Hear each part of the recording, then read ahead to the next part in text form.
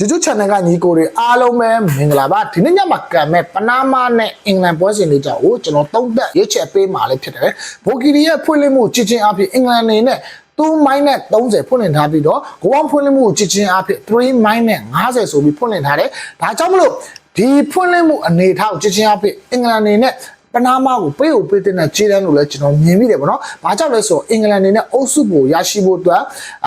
ဖိအားတွေရောက်ရှိနေတဲ့အနေအထားကိုကျွန်တော်တွေ့ရတယ်။ဘာကြောင့်လဲဆိုမထင်မပဲတာသူအုပ်စုဒုတိယရခဲ့မယ်ဆိုရင်တော့ကိုလံဘီယာမဟုတ်ရင်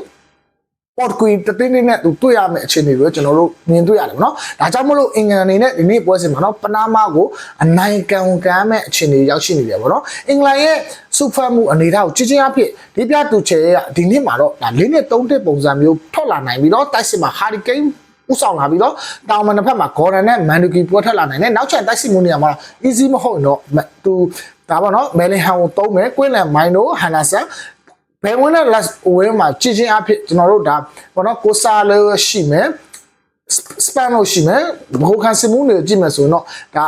ဂျွန်စတုန်းတို့ဘာကိုပါဝင်လာချင်များတဲ့ဂူဟီတို့ပေါ့နော်ဂိုလီဗာနေမှာတော့အားလုံးသိပြီးသား Pickford ပါဝင်လာနိုင်တယ်ဒါကြောင့်မလို့အင်္ဂလန်နဲ့ဒီပနားမားပွဲစဉ်ကတော့အလုံးကြီးကောင်းမဲ့ပွဲစဉ်နောက်ဆုံးပွဲစဉ်တစ်ပွဲလည်းဖြစ်တယ်ပနားမားအနေနဲ့လည်းဒါဘောနော်ဒီပထမနှစ်ပွဲမှာကဂိုးမရမရှိခဲ့ဘူးပေါ့နော်ဒါကြောင့်မို့အင်္ဂလန်နဲ့ပွဲစဉ်မှာဂိုးရရှိသွားမလားဘာကြောင့်လဲဆိုတော့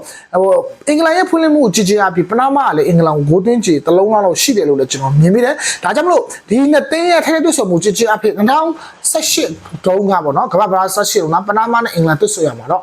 အင်္ဂလန်က6-1ဆိုတဲ့အရာလက်နဲ့ပနားမားကိုနိုင်ခဲ့တဲ့အဆင့်အလာတွေလည်းရှိတယ်နော်ဒါကြောင့်မလို့ဒီနှစ်မှာလည်းအင်္ဂလန်နေနဲ့ပနားမားကိုထပ်ပြီးတော့အနိုင်ရရှိသွားမလားဟာရီကိန်းတို့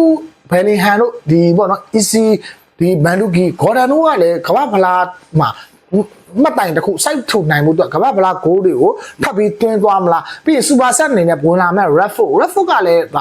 တော့မဆိုတော့ဒီနှစ်မှာလောက်အားကောင်းတဲ့ကစားသမားဖြစ်ပြီးတော့ဘာစီလိုမှာအထူးချင်စမ်းပြနေတဲ့ကစားသမားတွေဖြစ်တာကြောင့်ဒီနေ့ပွဲစဉ်မှာဂိုးရရှိအောင်ထပ်ပြီးတော့တွင်းလာချီတွေများတယ်ဗျဒါကြောင့်မလို့ပနားမားကိုလို့အတင်းမျိုးကိုဒီပြတူချယ်အနေနဲ့အပြတ်တက်အနိုင်ရရှိအောင်ကံမိုးတော့လိုတယ်မဟုတ်ရင်သူဖိအားများစွာကြာရှိလာမယ်အင်္ဂလန်မှာတော့အဆိုးဆုံးကတော့မီဒီယာ